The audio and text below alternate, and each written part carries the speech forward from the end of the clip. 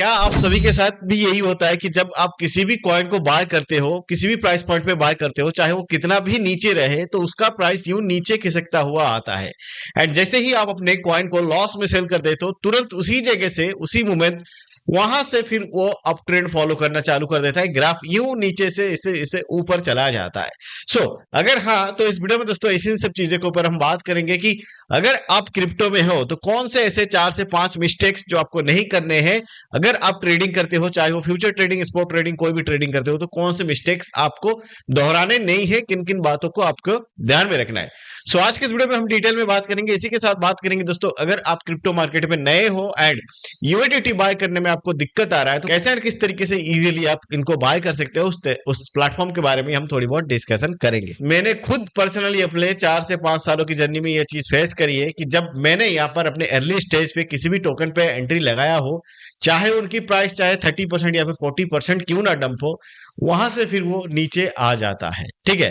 And जैसे ही मैंने सोचा नहीं भाई अभी थोड़ा होल्ड करूंगा ऊपर जाएगा, थोड़ा होल्ड करूंगा ऊपर जाएगा, तो कुछ समय बाद जब मैं यहाँ पर निराश हो जाता हूँ, भाई अब और शायद ऊपर ना जाए, सेल कर देता हूं। तुरंत उसी के कुछ समय बाद टोकन की प्राइस यूं ऊपर चढ़ने लगती है। फिर हमको काफी बड़ा रिग्रेट होता है कि भाई हमने क्यों आखिरकार इतने लॉस पे सेल करा है। एंड मुझे पता है कि आप में से बहुत सारे लोगों के साथ यही हो रहा है। तो यहां पर सबसे पहली पॉइंट जिसपे आपको नजर रखने, जो मिस्टेक्स आपको नहीं करने, आप चाहे किसी भी प्राइस पॉइंट पे बाय करो, कोई भी टोकन को बाय करो, आप अगर उसमें लॉस में हो, आपको लग रहा है प्रोजेक्ट अच्छा है, स्ट्रॉन्ग प्रोजेक्ट है, आप उसमें लॉस में जा रहे हो, तो हर एक लॉस पे, मतलब आपने एक टोकन को बाय किया है, आपका पोर्टफोलियो 30% 40% डंप हो गया है, तो आपको यहां पर डर के मारे उसको सेल नहीं करना है, आपको यहां पर एसआईपी करना है, आपको थोड़ी बहुत और क्वांटिटी को ऐड कर लेना है, ताकि आपकी जो एवरेज बाइंग की कॉस्ट हो वो नीचे आ जाए, जिससे जैसे ही तुरंत हमारे को स्पाइक देखने मिलेगा तो हम प्रॉफिट पे आ जाए। एंड इसी तरीके से अगर आपको लगता है कि आप जितने भी एसआईपी कर लो एक डाउन ट्रेंड जा रहा है, तो भाई देखिए क्रिप्टो में एक बुल साइकिल होता है, एक बियर साइकिल होता है। जैसे हाल फिलहाल पिछले 1 से 1.5 सालों के अंदर हम एक बुल साइकिल पे जा रहे हैं, बुल ट्रेड में जा रहे हैं, इसी तरीके से और लगभग 6-8 महीना 1 साल यहां बुल ट्रेड ही चलेगा। बीटीसी का प्राइस ऑलमोस्ट $1 लाख होने आया है, सॉरी $1 लाख से ऊपर है। ठीक है। सो यहां पर अगर मैं बात करूंगा तो आपको हमेशा बुल साइकिल पे ही टोकन पे एंट्री लगाना है। ठीक है। आपको बियर साइकिल पे टोकन पे एंट्री नहीं लगाना है। अगर आप बियर साइकिल पे टोकन पे एंट्री लगा रहे हो, तो सेकंड पॉइंट आपको ध्यान में ये रखने है कि आप जिन सब टोकन पे यहां पर अपनी रिसर्च कंडक्ट करके बैठे हो, उनकी प्राइस क्या डिसेंट इनफ नीचे आ चुकी है। अगर आ चुकी है तब आप एंट्री लगाओ, एंड वहां से संभावना यह है कि बहुत ही कम नीचे जाए। ठीक है। एंड तीसरी बड़ी मिस्टेक ये क्या करते हैं कि हम लोग किसी भी टोकन को रैंडमली उठा के बाय कर लेते हैं। भाई ये टोकन आज 40% गिरा हुआ है, तो कल ये शायद 10% पंप कर जाएगा, 20% पंप कर जाएगा, तो हम किसी भी रैंडम टोकन पे ये चीजें कर लेते हैं। तो आपको कोई भी टोकन अब जब सेलेक्ट करो, तो किसी भी रैंडम टोकन पे आप यूं ही एंट्री मत लगाओ कि वो 40% आज गिरा है कल 20% उठेगा। ऐसे नहीं होता है। आज 40% गिरा है, मे भी हो सकता है कल और 40% गिरे, परसों और 20% गिर जाए। तो आपको रैंडमली कोई टोकन को पिक नहीं करना है। चौथा जो पॉइंट है, हमेशा अपने पोर्टफोलियो को ठीक से मैनेज करो। यानी कि अपने पोर्टफोलियो में जो अपने टोकन्स लेके रखे हैं, उनमें ज्यादातर आपके जो utility token and blockchain token and जिनकी मार्केट कैप मार्केट में अच्छी हो, जिनकी चर्चा मार्केट में अच्छी हो, एंड जो अच्छे पोजीशन वाले टोकन है, रैंक टोकन है, उनको अपने पोर्टफोलियो में ज्यादा हिस्सा दो। यानी कि आपका पोर्टफोलियो ऑलमोस्ट 80 to 90% अपने अच्छे टोकन पे होने चाहिए, एंड जो 10% है वो रिस्की टोकन पे होने चाहिए। ठीक है। अगर आपके पास 1 लाख है, तो आप 1 लाख को 90,000 को आप ऐसे डिवाइड करो अच्छे अच्छे टोकन पे।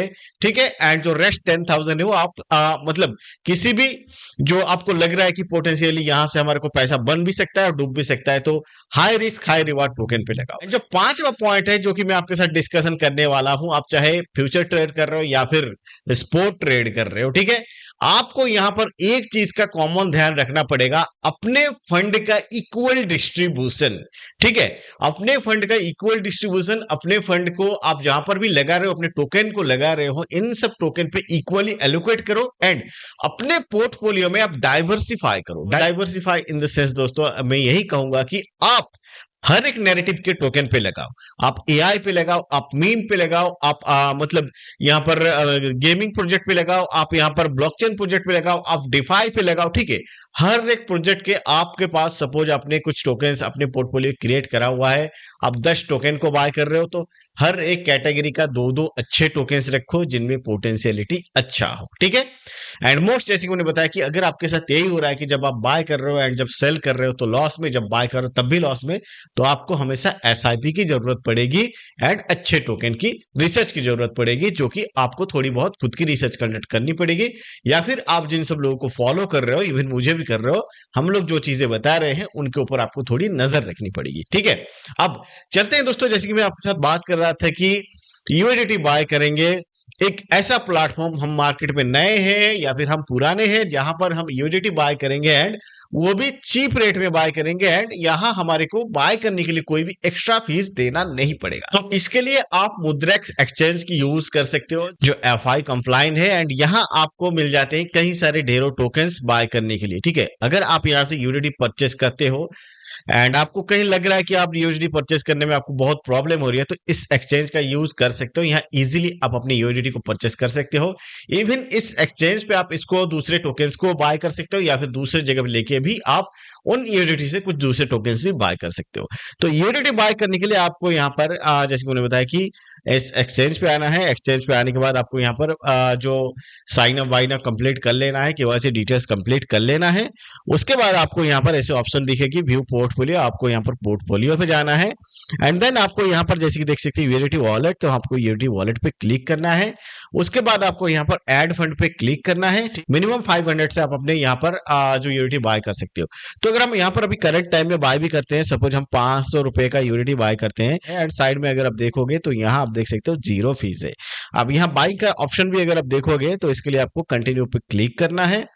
कंटिन्यू पे क्लिक करने के बाद आप देख सकते हो यहाँ पर थ्रू आप अपने फोन पे या फिर पेटीएम किसी से भी यहाँ पर बाय कर सकते हो। आईएमपीएस के थ्रू भी आप बाय कर सकते हो, ठीक है। तो आपके पास जो भी सुइटेबल मेथड है यूएसडी बाय करने का, वो चाहे यूपीआई हो, चाहे फोन पे हो, वो चाहे आईएमपीएस हो, उनके थ्रू आप बाय कर सकते हो। बाय करने के लिए इसको ऑन सेकेंड दिखा देता हूँ। आपने सपोज यहाँ पर सेलेक्ट करा है फोन पे, तो क्लिक करना है। फोन पे क्लिक करने के बाद आपको यहाँ पर ओके पे क्लिक करना है। देन ये आपका रिडायरेक्ट कर लेगा डायरेक्ट अपने फोन पे एंड देन आप यहाँ से डायरेक्टली बाय कर सकते हो, ठीक है। इवन दोस्तों आपको कोई कंफ्यूजन है तो आप मुझे यहाँ पर डायरेक्टली अपने टेलीग्राम पे डीएम कर सकते हो, या फिर कमेंट सेक्शन पे कमेंट कर सकते हो। मैं जल्द से जल्द उन सबकी आंसर करने की पूरी कोशिश करूंगा।